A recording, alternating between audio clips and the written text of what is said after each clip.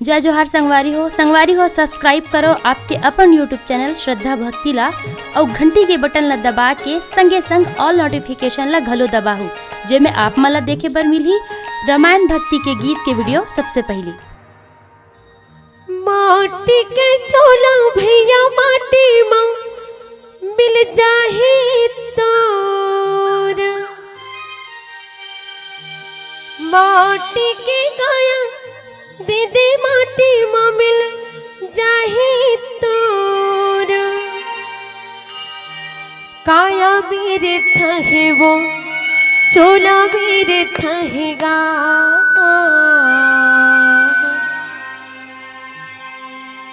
हरि के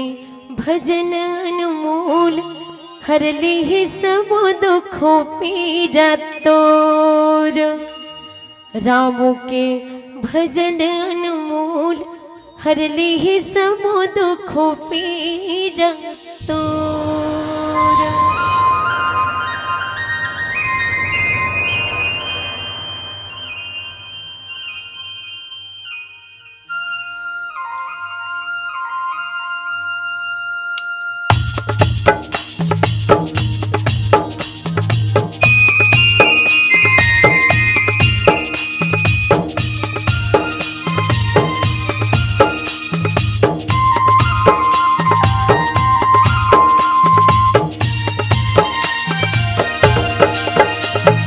माटी के गाया भैया माटी माँ मिल जाही तोर,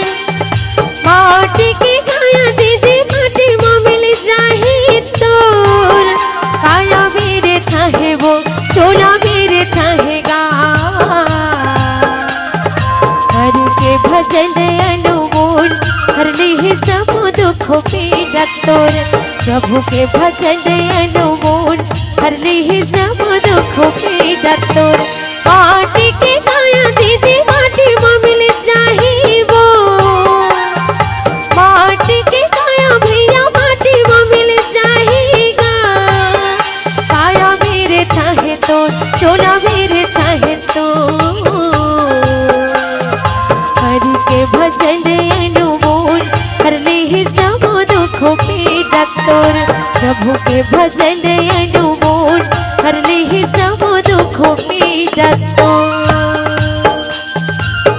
जय हो प्रभु।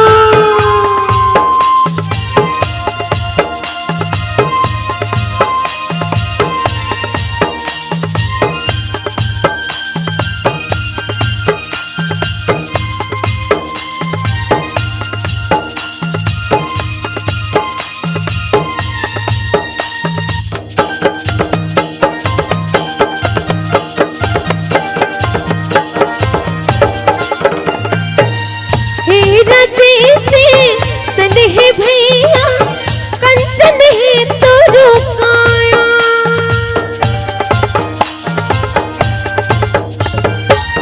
राम भजन गाने वो भैया छोड़ जगत के माया, काया मेरे थाहे तो चोला मेरे थाहे तो, हरि के भजन अनमोल हर ली सब दुखों पीड़ा तोर, राम के भजन अनमोल हर ली सब दुखों पीड़ा तोर।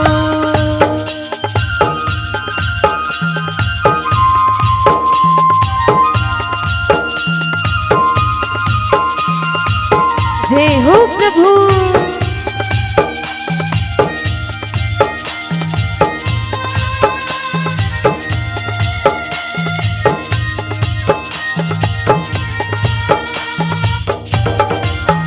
जय हो प्रभु।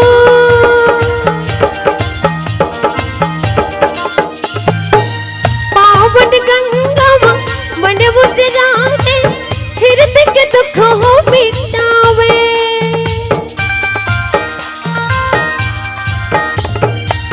कहाँ खोज में प्रभु राम न भैया ओ तुर मन में समाए,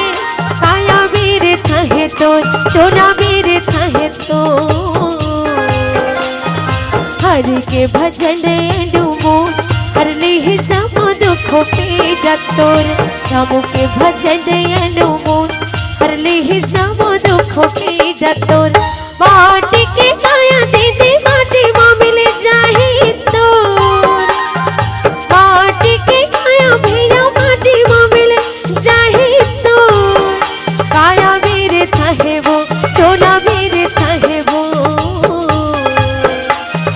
प्रभु के भजन अनुमोल हरले ही सब दुख पीड़ा तोर रामो के भजन अनुमोल हरले ही सब दुख पीड़ा तोर हरि के भजन अनुमोल हरले ही सब दुख पीड़ा तोर प्रेम से बोलो भरतो प्रिय राम चंद्र की